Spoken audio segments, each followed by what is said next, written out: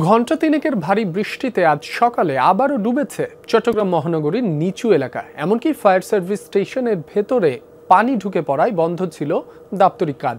Flyover প্রকল্পের ঠিকাদারি প্রতিষ্ঠান ম্যাক্স কনস্ট্রাকশনের অনিয়ম গাফিলতিতে জলাবদ্ধতা সৃষ্টি হওয়ায় ক্ষোভ প্রকাশ করেন মেয়র।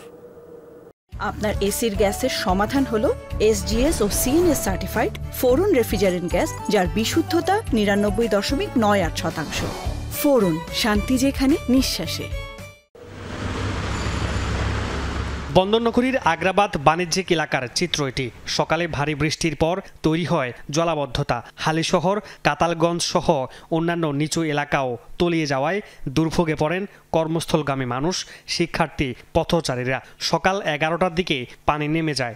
বৃষ্টি যখন বেশি হয় আমাদের হেটামে আমাদের কাপড় চোপড় অলবেসে ভিজে যায়। জল ব্যবস্থা কোনো ঠিক নাই এবং আপনার ড্রেনগুলো কোনো পরিষ্কার নাই। চলাফেরা এগুলিতে আসছে গাড়ি ভাড়া মনে করেন যে 50 টাকা, 70 টাকা, 80 টাকা। বৃষ্টিতে পানিতে ভরপুর হয়ে যায়, মানুষের যাতায়াতে খুব কষ্ট হয়।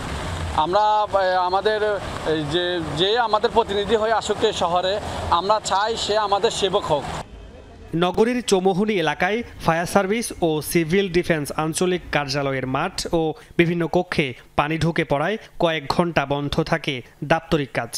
আমাদের অবশ্যই অসুবিধা হচ্ছে। আমাদের যে বিভাগীয় যে গাড়ি পাম্পগুলো আমাদের প্রতিনিয়ত আমাদের মেরামত হচ্ছে, তারপরে এগুলো টেস্ট হচ্ছে, সে কার্যক্রমগুলো ব্যাহত হচ্ছে।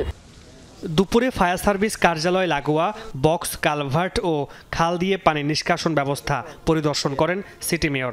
বছরের পর বছর চট্টগ্রামে বিভিন্ন প্রকল্পের কাজ করা ঠিকাদারি প্রতিষ্ঠান ম্যাক্স কনস্ট্রাকশনের অনিয়ম ও গাফিলতিতে ক্ষোভ প্রকাশ করেন মেয়র।